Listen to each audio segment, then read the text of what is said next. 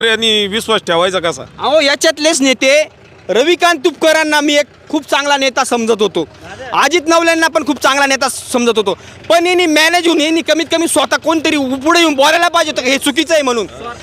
ऐका, रवींद्र तुपकर काय बोलले माहिती आहे का, आता आमदारांना नाही 2-4 मंत्र्यांना कापा, एवढी वाघाची डरकाळी आणि आज ते डायरेक्ट मॅनेज होता. हेच हो राहिलं, पक्षाचे लोकच नको पुढं, हे यांच्या स्वार्थासाठी पुढं येऊन त्यांचीच पोळी बाजून घेऊन राहिले. शेतकऱ्याला काहीच मिळाना, शेतकऱ्याच्या मुलाची लग्न व्हायना, शेतकऱ्याचं कर्ज माफ व्हायना, काहीच व्हायना.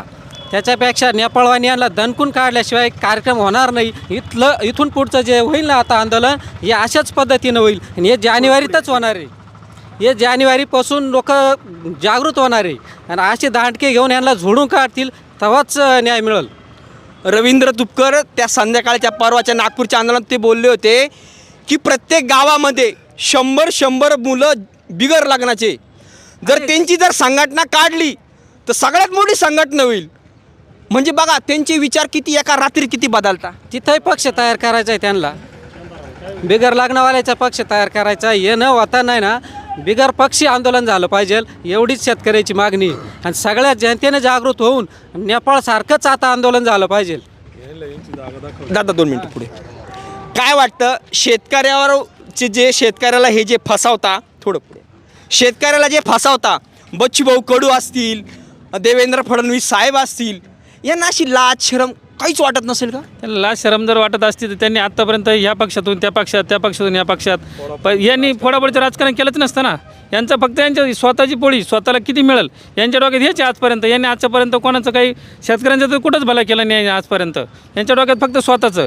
या विचार करा, एका वर्षामध्ये 3 पक्ष जरी बदलतं म्हणलं, यांनी शेतकऱ्यांसाठी किंवा इतर जनतेसाठी करता एकाशी म्हणताच येणार नाही ना. त्यांनी तर 2-1 वर्षात पक्ष बदलून जातो यांचा प्रत्येकाचा. सगळ्यात मोठा पक्ष म्हणजे भाजपच, बस असं झालं ना. बस आपल्याकडं कसे थोडे सुज्ञे म्हणजे थोडे चाप्टर आहे आपले लोक, पण विदर्भातले एकदम भोळे बाबडे लोक खूप श्रद्धा बच्चू कडू साहेबांवर. खूप बिचारे एवढे ट्रॅक्टर घेऊन सगळे हजारोच्या संख्येने गेले, महिना शिदा ते घेऊन गेले. व हे वाघाची डरकाळी स्वातंत्र्य सेनानीसारखी, भगतसिंग सारखी डरकाळी एका रात्री ते मीडियासमोर आले. तर मी खरोखर पत्रकार जे आहे ना मीडियावाले, त्यांचा आभार व्यक्त करतो. त्यांनी ज्यावेळेस प्रश्न केला की आता आंदोलन होणार का, त्यावेळेस बच्चू कडू साहेब काय म्हणले माहिती का, नाही आता आम्हाला तारीख भेटली म्हणे.